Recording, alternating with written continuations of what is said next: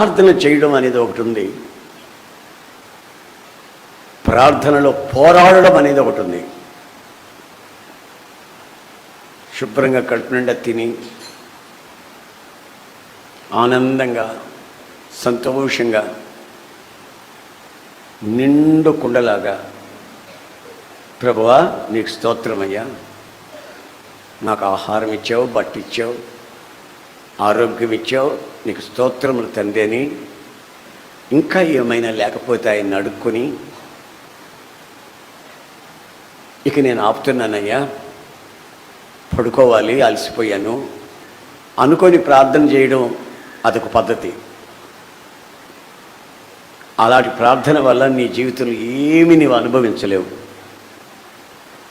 కానీ నువ్వు ప్రార్థనలో పోరాడాలి, ఉపవసించి మోకరించి నీ బలహీనతను నువ్వు గుర్తించకుండా, నీ శరీర బలహీనత పక్కన పెట్టి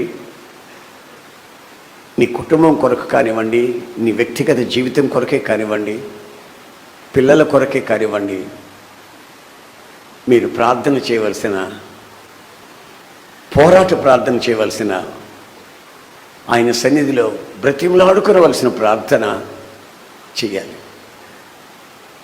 యాచించాలి. యాచన ఆ రోజుల్లో ఇల్లు తిరిగేవాళ్ళు కొంతమంది సంచులు తగిలించుకొని, వాళ్ళ పని ఏమిటంటే చిక్కు ఇంటుకలు తీసుకుంటారు. చిక్కు ఇంటుకలు తీసుకొని అక్కడ ఇక్కడ ఉన్న చిక్కు ఇంటుకలు తీసుకొని సంచులు వేసుకొని, వెళ్ళేవాళ్ళు వెళ్ళకుండా ఆ ఇంటి ముందు నిలబడి పాత గొడ్డలు ఇవ్వండి, కొంచెం బియ్యం పెట్టండి, పాత చీర ఇవ్వండి, పాత బట్టలు ఉంటే ఇవ్వండి అని అడుగుతారు. లేవు ఇప్పుడంటే ఒప్పుకోరు. వాళ్ళని బండోళ్ళు అనాలనో మొండోళ్ళు అనాలో నాకు తెలియదు. ఇచ్చిందాకా వదిలిపెట్టరు. వాళ్ళు బ్రతిమలాడుతుంటే పిలుస్తుంటే ఇక విసుగుపడి పాతవి లేకపోయినా కొత్తవన్నీ ఇచ్చి పంపించేద్దామా అని అంత విసిగిస్తారు.